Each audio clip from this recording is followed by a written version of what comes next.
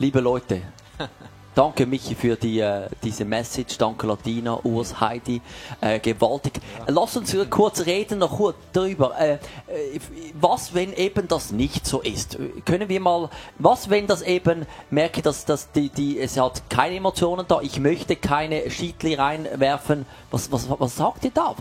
Wie sollen wir damit umgehen? Wie fangen wir da an, das Rad wieder ins Laufen zu bringen, wenn das Rad stockt oder sogar noch kaputt ist?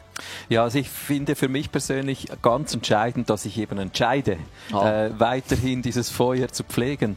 Ja, es ist nicht selbstverständlich, aber es ist grundsätzlich ja dieses Basis für eine Beziehung, dass ich mich entscheide zu lieben. Und Liebe hat diesen Preis, dass ich halt weg von mir denke, sondern für meine Frau denke, für meine Freunde denke und überlege, wie kann ich mich jetzt entscheiden, wie kann ich diese Entscheidung auch leben und dem Ausdruck geben, dass ich weiter investieren möchte. Aber jetzt du sagst eine Entscheidung, Heidi, also ist es nicht irgendwie fake, wenn ich habe gar keine Gefühle und entscheide mich zu lieben? Passt das? Es gibt ja dieses Sprichwort, das Gras ist immer grüner auf der anderen Seite. Und ich glaube, das Gras ist immer dort grüner, wo du es wässerst. Nicht auf der anderen Seite. Und wie Michi schon sagt, das ist eine Entscheidung. Und ja, und wenn auch keine, zum Beispiel in unserem Fall war es ja wirklich so, ja, dieses Glück, was eigentlich von Anfang an da war und plötzlich durch diese Krankheit, ich meine, ich saß an unserer Hochzeit, habe Tabletten geschluckt, weißt du, was ich meine? Wow. Und trotzdem haben wir gesagt, wir halten fest. Unsere Ehe wird die grünste Wiese sein, die wir jemals sehen werden. Auch wenn es im Moment nicht so ausgesehen hat. Und was nicht ist, kann noch werden, ne? Denn also braucht sie nicht glauben, ne? Ja, natürlich, aber that's life. Ja. Urs, möchtest du noch etwas anfügen? Also absolut einverstanden mit dem, was gesagt wurde. Ich glaube, ein Aspekt, auf den sind wir jetzt noch nicht so eingegangen, aber der war für uns ganz wichtig.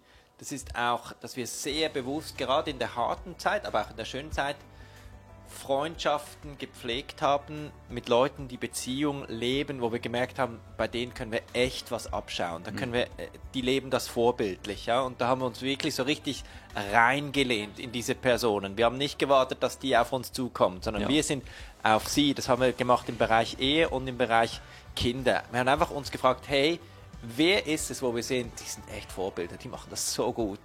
Und dann, das müssen gar nicht viele sein, oder? Das können 1, 2 Personen sein. Als Vision für den Glauben, dass ihr Glaube habt, dass die Beziehung wieder gut sein. Ja, genau, oder? Ja. Und dann sind wir auf die zu und haben auch voll unser Herz geöffnet und auch geteilt, wo haben wir Schwierigkeiten, weil manchmal hast du selber einfach nicht genug Kraft und Glauben, oder, um zu investieren. Und dann brauchst du auch Leute, die für dich glauben, oder? Und die dich auch begleiten. Und da darf man ruhig auch sich so richtig reinlehnen, nicht warten, bis jemand auf einen zukommt. Ladine, du hast etwas gesagt über Dankbarkeit, gell? Also, aber was jetzt, wenn du jetzt, oder lassen wir das Bild vom Stolz nehmen, also auf jemand stolz sein. Von, was jetzt, wenn dein Ehemann ist ein Vollpfosten und er macht wirklich fast nichts? Also was, ich meine, das gibt es ja, oder? Komm, jetzt gibt's nicht. Nein, also was ist, wenn du siehst eigentlich nichts zu stolz sein oder dankbar sein? Also wie soll ich denn da ein Schiedli auf das Feuer legen? Also mal ehrlich, hey, hallo. Latina. Na, hallo, also mein Mann ist kein Vollpfosten, ja, aber wenn er einer wäre... Theoretisch. Aber nein, ich liebe Details, das habe ich ja schon gesagt. Und ich glaube, dann muss man es halt suchen. Dann muss man der Heilige Geist fragen, dann muss man fragen, hey, was siehst du in meinem Mann, was ich nicht sehe? Weil mit der Zeit sieht man vielleicht... Die göttliche Perspektive. Genau, weil mit der Zeit dann sieht man das, was einem nervt, oder? Was einen, vielleicht am Anfang fand man cool und schön und das nervt einem und dann muss man sagen, hey, Heiliger Geist, gib mir wieder diese Perspektive, wie du meinen Mann siehst. Und wie du auch gesagt hast, dranbleiben. Wir machen jede Woche einen Eheabend. Und jetzt können wir nicht mehr ausgehen wegen der Kids. Und manchmal sage ich, oh, jetzt haben wir noch Eheabend. Und dann stinkt es mir richtig. Und dann, weil er so dran bleibt, dann machen wir das und dann kommt es wieder. Dann merkt man, einfach dranbleiben. Und dann kommt man auch wieder ins Gespräch, ohne die Kids. Aber ja, wie wird dann so ein Eheabend, wenn man eigentlich keinen Eheabend haben möchte, Michi? Ja, das hat es bei uns auch schon gegeben. Ich denke, die Ehrlichkeit, die ist manchmal, auch für mich ehrlich gesagt, ist die manchmal herausfordernd. Oder wirklich ganz ehrlich zu sagen, hey Sarah, ich fühle mich im Moment wirklich nicht geliebt, fühle mich einfach nicht abgeholt. Und wenn man das so auf den Tisch legen kann, das braucht schon Mut. Und es kann die Atmosphäre schon relativ schwierig beeinflussen. Aber ich denke, das muss drin liegen, wenn wir durch diese Situationen wirklich gestärkt nachher hervorgehen möchten. Also die Ehrlichkeit ist schon auch ein Challenge. Oder ich weiß nicht, wie ihr das erlebt, aber so dort ganz ehrlich zu sein, wo man einfach nicht erfüllt ist. Es braucht ja dort auch, wenn die Ehrlichkeit gebunden ist an eine Entscheidung, ich bin ehrlich, weil ich möchte für unsere Ehe kämpfen, bringt es in ein anderes Licht, oder? Ja. Hey, danke euch allen, dass ihr einfach euch Zeit genommen habt.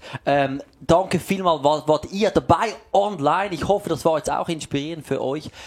Wir werden in Kürze wieder starten mit der zweiten Celebration. Also wenn du jetzt neu dich eingeschaltet hast, bleib einfach dabei.